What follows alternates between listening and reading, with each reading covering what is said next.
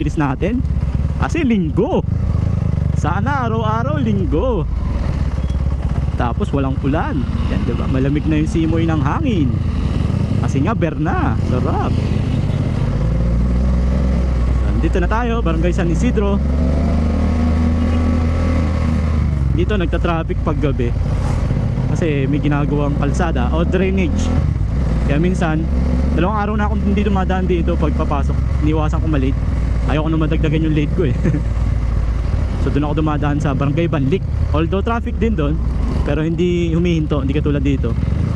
Kasi mga poste dito may harang. So parang nangyayari, nagsisiksikan yung mga sasakyan. Alright, malapit na tayo mga tropa. Bibili tayo ng crispy pandesal. Bariya pa ba ako? Ang tanong, nagbi-video ba yung camera? Yun! Nakikisama yung camera natin mga tropa. Hindi siya namamatay. Alright, yan o. Yan yung sinasabi ko. Para saan ba yung ano na yan? Yan o. Tingnan nyo. Poste. Lahat ng poste may ganyan. Oh. Kaya traffic talaga dito, tingnan nyo, di ba? Kaya unsafe to pag gabi. Walang ilaw masyado, hindi masyadong maliwanag. Di ba?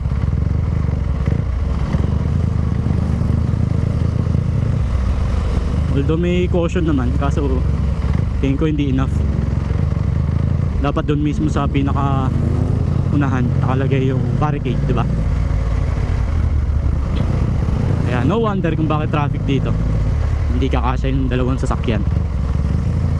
Not unless na magbigayan na lang, di ba? Pero bago yan, bili muna tayo ng pandesal dito sa tropa natin. Kanta-kanta pa yung tropa natin. Tingnan ko lang kung may barya pa ako. Lunes, giwa na to. Giba na? Giwa na yun. Ayos lang yan. Bakit hindi naman ako umakas? Walang makakapigil. Nabukasan, kita ulit. Tama. May tulay yan. Tropa, wala na tayong barya. Yun, may barya pa pala ako dito eh. Mamaya lang. Gawin mo pare ano, isang 20, isang 10. Magkaiwalay. Siguro may dadaanan na dito. Ha? Hindi, sana ko. Kung pare tayo. Ano lang tayo. Ayun po kayo, kaibigan, pare. Tama. Yun oh. Okay. Dito lang yan, crispy pandesal. Kung gusto nyong masarap na pandesal, walang pangalan eh. Hindi, pangalan ka ako ng wala. Sarap, dito ko natikman yung hinahanap kong pandesal eh, yung lasa. Crispy yung ibabaw. Tapos sulit na rin sa 2 piso. 2 peso ang isa. Ako kasi mahilig sa tinapay, kaya kaya kong ubusin yung 10 pesos. Ay 20 pesos, so 10 piraso. Para sa akin yun. So bumili ako 30 pesos. Yung 10 sa 2 anak ko. Yung misis kasi hindi mahilig sa tinapay. Kanin si misis eh. Kanin is life ni misis. Alright, let's go. Lapit na tayo sa bukid. Parat-rat tayo sa bukid. Ay linggo, baka maraming nagja-jogging. Hindi tayo makakapag rat-rat. Sarap na magmotor ngayon sa bukid namin kasi ano eh, wala nang humps. Alam niyo yun, dire-diretso ka. Tapos may view ka pa ng bukid na may tanim na palay. Sana hindi maging subdivision yung bukid namin. Kung naging subdivision yan, wala na. Ang init na sigurado. Tapos wala na kaming papasyalan. Wala nang jajaging. Sana hindi lahat ibenta. Sana magtuloy-tuloy yung pagtatinim ng palay. Dito na tayo. Ayan o. Dami nang mga nagja-jogging mga tropa. Daming fresh na gulay.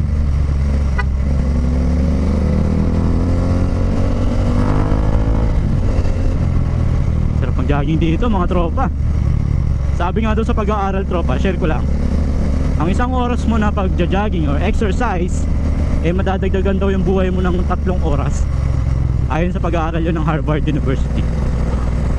So kung araw-araw daw tayo nag-exercise ng 1 oras, so multiply mo lang, Malaking bagay, dadagdagan daw yung buhay mo ng 3 oras. Pero syempre sasamahan mo pa rin ng diet. Paduk natin yun ah. First time kong dito nakasalubong ng parehas na duk. Tagasang kaya yun? Parang may ka-rides naman ako. Depende pa rin kung papayagan ni Mrs. Diba?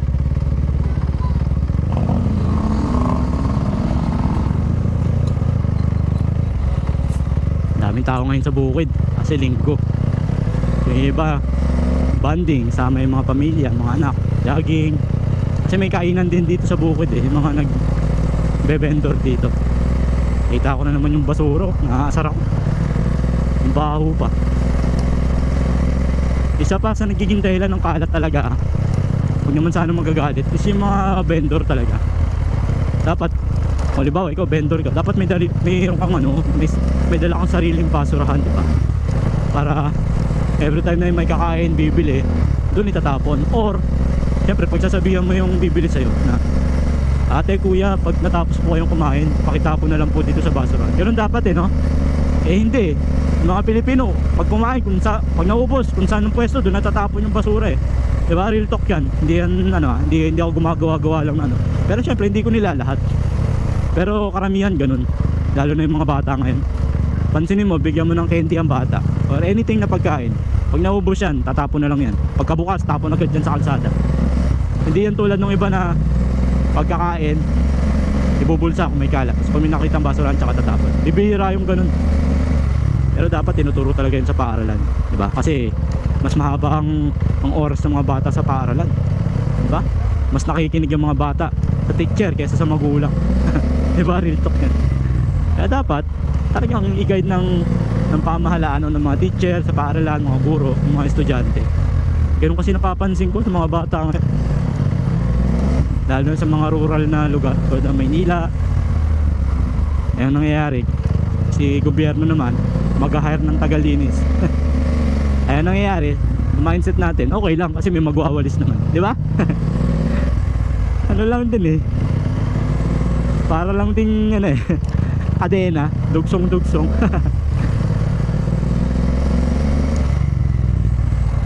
Malapit na tayo sa bahay. Alright, tulog pa yung tropa natin. Diyan ako bumibili ng laruan kay Oliver Montero. So kung gusto nyo ng mga laruan na mura, punta lang kayo dito sa Cabuyao, Laguna. May tropa tayo dyan na nagbibenta ng mga vintage sa murang halaga lang. Alright, we're approaching na sa Phase 7 Barangay Mamatin, Cabuyao, Laguna. Our home sweet home. Aray, aray. Tigas ng shock ko. Pataya nga sa loto para makabili ng shock. Sticker no entry, no sticker no entry. Problema lang talaga dito sa amin, tae. Pasintabi po sa mga kumakain. Sakali mang maging hoa ako dito, yun talaga dapat lahat ng aso nakatali. Tingnan nyo naman, ang daming tayo, tingnan nyo. Ay nako, ayoko na magsalita. Mahalaga nakauwi na tayo ng bahay. So there you have it, tropa. We are home.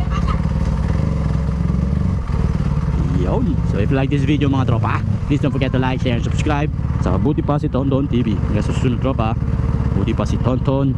Peace. Bye bye.